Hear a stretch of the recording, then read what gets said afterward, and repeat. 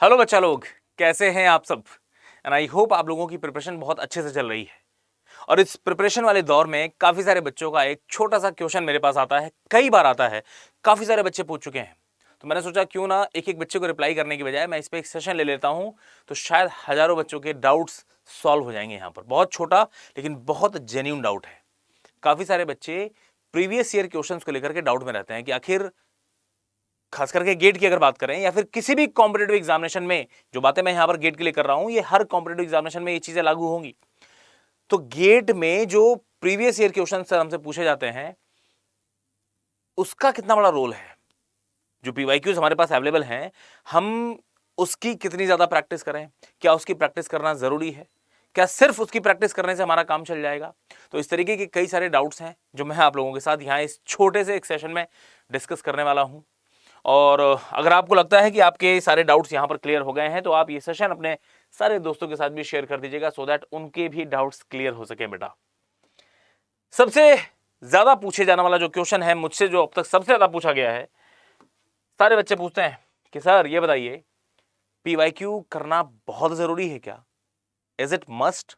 The answer is yes, करना पड़ेगा आपको। द आंसर इज यस, बिल्कुल करना पड़ेगा। क्यों करना पड़ेगा, उसके पीछे का साइंटिफिक लॉजिक क्या है मैं आपको बताता हूं।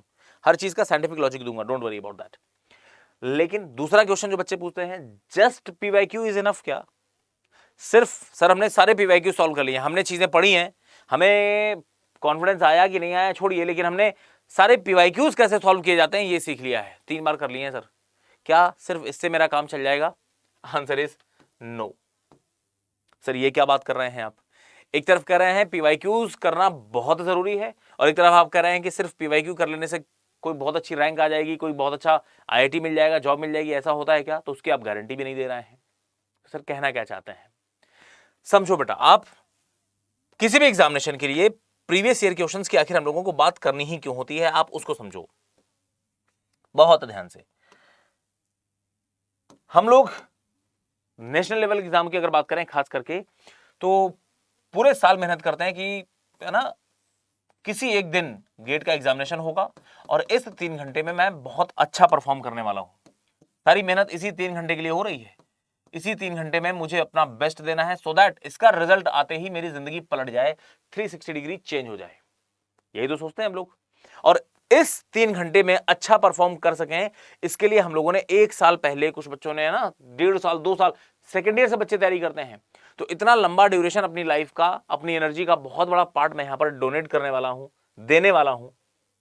तो कोई गलती ना हो जाए मुझसे, परफेक्शन के साथ हमको आगे बढ़ना है, इसलिए हम लोग हर वो चीज करते हैं जो मुझे कहीं ना कहीं मदद कर सकती है। यहां पर नाउ पढ़ाई कर रहे हैं, कॉन्सेप्ट सीख रहे हैं, नई नई किताबें खंगाल रहे हैं, मल्टीपल बुक्स खंगाल रहे हैं। सर आपने बोला था कि वाइब्रेशन का ये वाला पार्ट इसमें अच्छा है, थ्योरी ऑफ मशीन का कुछ पोर्शन इसमें अच्छा है, गियर्स इसमें अच्छे दे रखे हैं, फ्लाईव्हील उसमें अच्छे दे रखे हैं। हमने सारी बुक्स खरीद ली, हम सब कुछ पढ़ रहे हैं, लेकिन अब वक्त हार्ड वर्क का कम, स्मार्ट वर्क का ज्यादा है।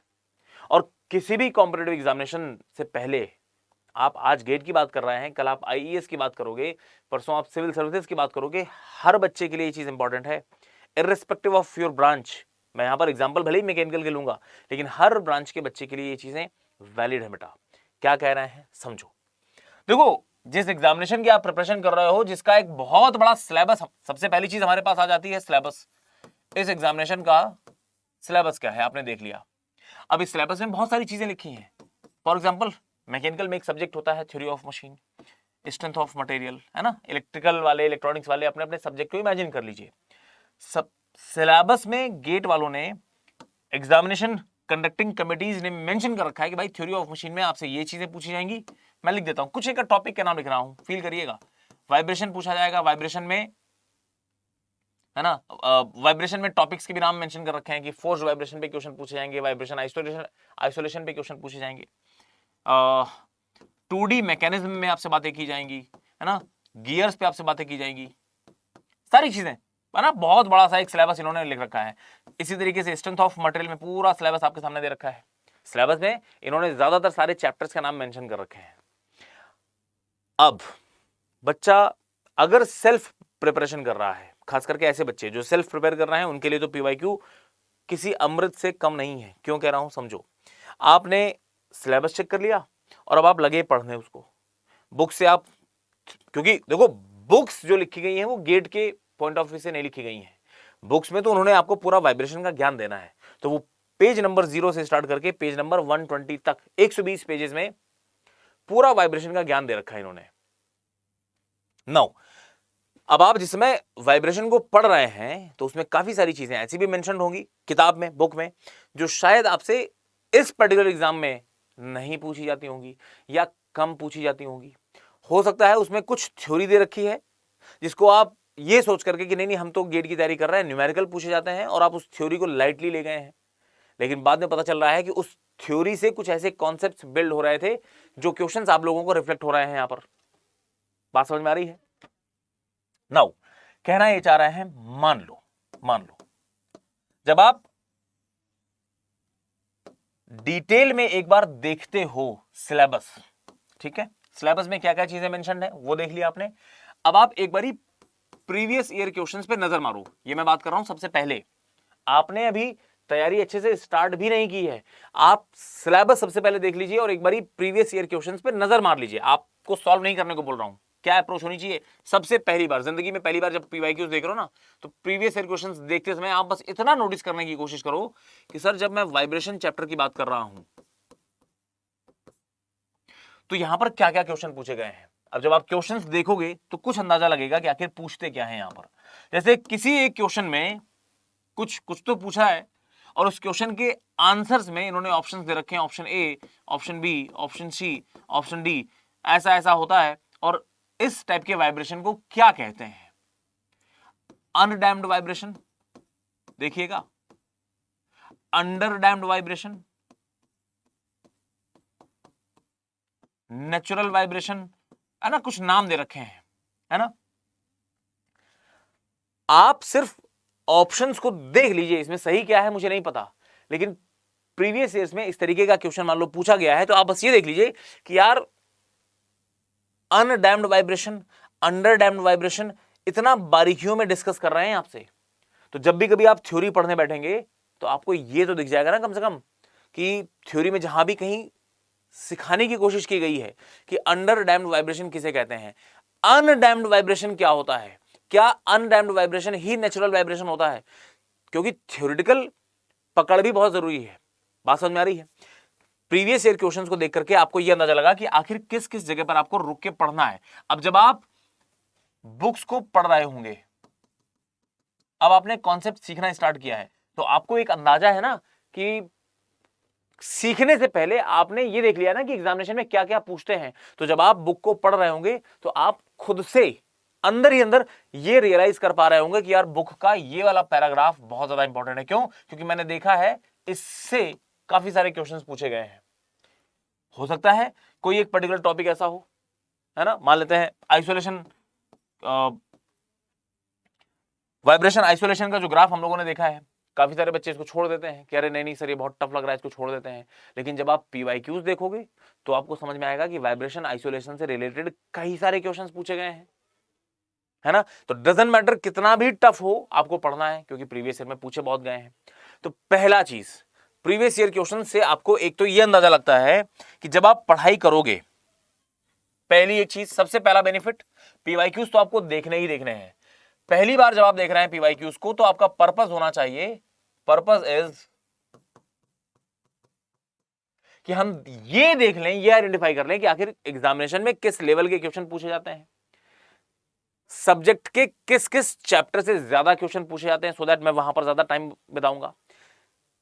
जो क्वेश्चन पूछे जा रहे हैं उसका लेवल क्या है, बहुत टफ पूछ रहे हैं या सिर्फ सरफेस लेवल की नॉलेज पे बात की जा रही है। आपको एक पूरा अंदाजा लग जाएगा उस एग्जामिनेशन की रिक्वायरमेंट क्या है, उसका एक पूरा अंदाजा आप लोगों को लग जाता है यहां से। बात समझ में आ रही है। पहली चीज, पीवाईक्यूज को सॉल्व करने का सबसे पहली बार जब आप पीवाईक्यूज देख रहे हैं, पहली बार सॉल्व मत करो, सिर्फ देख लो। Purpose is to get a glimpse of the examination, examination में क्या चीजें पूछते हैं, नंबर एक चीज। दूसरी बड़ी बात, पीवाईक्यूज देखा और फिर उसके बाद आप अपने सिलेबस और बुक्स को फॉलो करना स्टार्ट कर रहे हैं, टीचर के नोट्स को फॉलो करना स्टार्ट कर रहे हैं, नंबर एक चीज। दूसरी बड़ी बात, अब एक बार जब आपने पूरा कंटेंट पढ़ लिया है, जो भी कॉन्सेप्ट्स बिल्ड करने थे वो आपने पढ़ लिए हैं, आपने अपने नोट्स बना लिए हैं, आप जहां भी क्लासेस ले रहे हो आपने उस क्लासेस के नोट्स को अच्छे तरीके से फॉलो कर लिया है, जो भी क्वेश्चंस दिए गए हैं सब सॉल्व कर लिए हैं। अब आप फिर से पीवाईक्यूज की तरफ बढ़ो दूसरी बार। अब आप दूसरी बार पीवाईक्यूज को खोल रहे हो, लेकिन इस बार आपका पर्पस सिर्फ देखना नहीं है, इस बार आपका पर्पस होना चाहिए कि मैंने जो भी चीजें पढ़ी हैं गेट 2023 की जब बात करेंगे तब तो वो 3 घंटे लड़ाई वाले 3 घंटे होंगे, हमें वहां पर रिजल्ट से उम्मीदें हैं कुछ, लेकिन उस सीधे वहीं पर तलवार चलाने से अच्छा है कि मैं पहले जो भी मैंने पढ़ा है इसको एक बारी प्रीवियस ईयर क्वेश्चंस पे अप्लाई करके देख लें कि क्या मैं गेट ने इससे पहले 2022 में 2021 में जो भी चीजें पूछी हैं क्या मैं सॉल्व कर पा रहा हूं या नहीं। इससे आपको यह पता चल जाएगा कि आप सही ट्रैक पे हैं भी या नहीं। अगर आपके कंटेंट में, आपके नोट्स में जो भी चीजें लिखी हैं इनको पूरा पढ़ने के बाद भी, सीखने के बाद भी आप पुराने प्रीवियस ईयर क्वेश्चंस को सॉल्व नहीं कर पा रहे हैं, तो इसका मतलब कुछ ना कुछ कमी है। या तो आपके नोट्स आधे अधूरे हैं, या तो आपके नोट्स तो पूरे तरीके से लिखे हुए हैं, जहां आप पढ़ रहे हैं वहां चीजें अच्छी से पढ़ाई जा रही हैं, फिर कमी आप में है। तो आप उसको टाइम रहते सुधार लीजिए। अभी गेट 2023 बहुत दूर है, टाइम रहते आप उसको सुधार लीजिए, ठीक है ना। तो पहली बार पीवाईक्यूज को सिर्फ देखना था, पर्पस वॉज कि इसको देखने के बाद जब मैं सिलेबस और बुक्स को पढ़ूंगा, नोट्स बनाऊंगा, तो मुझे अंदाजा रहेगा कि किस पोर्शन पे जोर देना है, किस पोर्शन पे जोर नहीं देना है। नंबर एक चीज, सेल्फ स्टडी वाले बच्चों के लिए ये वाला पार्ट बहुत इंपॉर्टेंट रोल प्ले करने वाला है, ठीक है। दूसरी बार आप पीवाईक्यूज को सॉल्व करने बैठे हैं ये चेक करने के लिए कि क्या मैंने जो चीजें पढ़ी हैं वो सफिशिएंट है भी, या मुझे कुछ और इंप्रूवमेंट करने की जरूरत है। एक बार पीवाईक्यूज आपने सॉल्व कर लिए और उसके बाद फिर आई विल रिकमेंड कि पीवाईक्यूज की आप लोग प्रैक्टिस करते रहा करें। इससे क्या होगा कि मैंने मान लीजिए थ्योरी ऑफ मशीन पढ़ा था पहले, उसके पीवाईक्यूज सॉल्व कर लिए हैं, अब मैं फिर कोई और सब्जेक्ट पढ़ रहा हूं, फिर कोई और सब्जेक्ट पढ़ रहा हूं, फिर कोई और सब्जेक्ट पढ़ रहा हूं और काफी ज्यादा गैप हो गया है। तो बार बार मैं ये सब्जेक्ट तो रिवाइज कर लेता हूं, इसकी थ्योरी नोट्स को पलट लेता हूं, देख लेता हूं, लेकिन कहीं ऐसा तो नहीं कि अब क्वेश्चंस लगाने की जो एबिलिटी है, जो बारीकियां इंप्लीमेंट करनी थी मुझे यहां पर, वो मैं भूल गया हूं। तो इसके लिए फिर आप एक काम करिए, टेस्ट सीरीज की तरफ जाइए, है ना, टेस्ट सीरीज की तरफ जाइए, subject wise, multiple subject wise, या फिर फुल लेंथ टेस्ट सीरीज। और उसके साथ साथ में आप फिर से कभी कभी पीवाईक्यूज पे एक नजर मारते रहा करें। और ये अब जरूरी नहीं है कि सारे पीवाईक्यूज आपको सॉल्व करने ही करने हैं, सारे नहीं, एक बार तो हम कर चुके हैं। पिछली बार जो पीवाईक्यूज हम लोगों ने सॉल्व किए थे उसमें कुछ चीजें जो रह गई थी, कोई एक आध चीजें जो हमको टफ लग रही थी, कोई एक आध पीवाईक्यूज ऐसा जिसको देख करके लगाओ कि अरे वाह भाई तुम तो बहुत खूबसूरत पीवाईक्यू हो, अगर हम सीधा एग्जामिनेशन में देखते तो हम यहां पर गलती कर जाते, पक्का कर जाते। तो ऐसे क्वेश्चंस को आपने स्टार मार्क पहले से ही कर रखा था। अब जब दोबारा कभी आप रिवीजन के मूड में आए तो आप उसी पर्टिकुलर पीवाईक्यूज को जिन पे आपने स्टार मार्क कर रखा है उनको फिर से एक बार देख लें, तो ये आपका रिवीजन हो गया, ठीक है ना। तो पीवाईक्यूज को लेकर के आपकी क्या अप्रोच होनी चाहिए, आई होप आप लोगों को अच्छे से समझ में आ रहा है।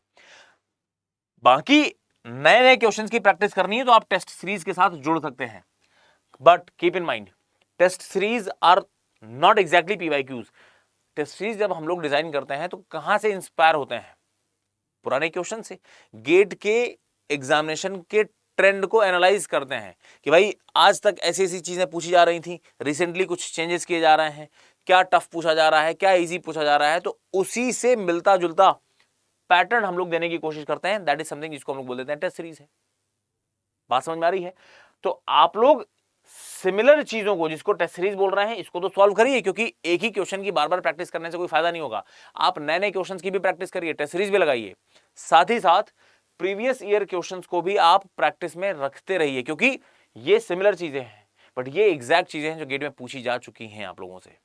बात समझ में आ रही है। तो आई होप सारे बच्चों को ये बात क्लियर हो गई होगी कि प्रीवियस ईयर क्वेश्चंस को किस तरीके से आप लोगों को अप्रोच करना चाहिए। जो बच्चे बिल्कुल सेल्फ तैयारी कर रहे हैं, मैं रिपीट कर देता हूं, आप एग्जाम सीधे बुक पढ़ने की बजाय पहले एक बारी सिलेबस देख लीजिए और सिलेबस के साथ साथ प्रीवियस ईयर क्वेश्चंस को भी देख लीजिए कि आखिर पूछा क्या क्या जाता है। तो फर्स्ट टाइम आपने सिर्फ देखा है just to get a feel कि आखिर हमको पढ़ना क्या क्या है, क्वेश्चंस किस किस तरीके के पूछे जा रहे हैं, हमको क्या क्या पढ़ना है। पहली बार में सॉल्व नहीं करना था, दूसरी बार में आप सॉल्व करके देख रहे हैं पीवाईक्यूज को और ये क्रॉस चेक करने की कोशिश कर रहे हैं कि जो भी चीजें मैंने पढ़ी हैं क्या वो चीजें सफिशिएंट हैं, मैं पुराने क्वेश्चन सॉल्व कर पा रहा हूं कि नहीं कर पा रहा हूं। और इस बार में जो भी क्वेश्चंस आपको अच्छे लगे हों, जहां भी आपने गलतियां की हों, हर उस क्वेश्चन को आप है ना स्टार मार्क लगा लीजिए कि ये क्वेश्चन यार मैं पहली बार में गलती कर गया था, दोबारा मैं आज से 15-20 दिन बाद फिर से इस क्वेश्चन को लगाने की कोशिश करूंगा और देखते हैं कि इसमें तो फंस नहीं रहा हूं मैं। कुछ भी हो सकता है, इट में भी कॉन्सेप्ट भूल गए, कैलकुलेशन की मिस्टेक हो रही है, यूनिट कन्वर्जन में दिक्कत हो रही है, ठीक है। अगर आपसे पहली बार में आंसर नहीं आया है तो आपको स्टार मार्क लगाना है और दोबारा उसी क्वेश्चन की प्रैक्टिस करनी है। तो अगली बार जब आप प्रैक्टिस कर रहे हैं तो आपके पास नंबर ऑफ क्वेश्चन सिर्फ ओनली स्टार मार्क्ड वाले क्वेश्चंस हैं, उनकी आप प्रैक्टिस करिए। और साथ इसीलिए मैं कह रहा हूं क्योंकि ये क्वेश्चंस लिमिटेड है, खत्म। 2 बार 3 बार प्रैक्टिस कर ली, खेल खत्म। फिर आपसे इन क्वेश्चंस में गलतियां होना बंद हो जाएंगी क्योंकि दिमाग को ये चीजें रट जाती हैं। अब आप नए नए क्वेश्चंस पे भी जाइए। इसीलिए मैं कह रहा हूं कि previous year questions are must, लेकिन सिर्फ इनको कर लेने से आप ये बोल दें कि मेरी तैयारी परफेक्ट हो गई है, ऐसा गलत है बेटा, ठीक है। तो आई होप आप लोगों को यह बात समझ में आ गई होगी कि प्रीवियस ईयर क्वेश्चंस को लेकर के आप लोगों की अप्रोच क्या होनी चाहिए। अच्छा, चलते चलते मैं आप लोगों को बता दूं कि अगर आप गेट की तैयारी हमारे साथ करना चाहते हैं तो आप हमारे पेड बैचेस के लिए एनरोल कर सकते हैं। अभी recently I have started strength of material in the paid batch.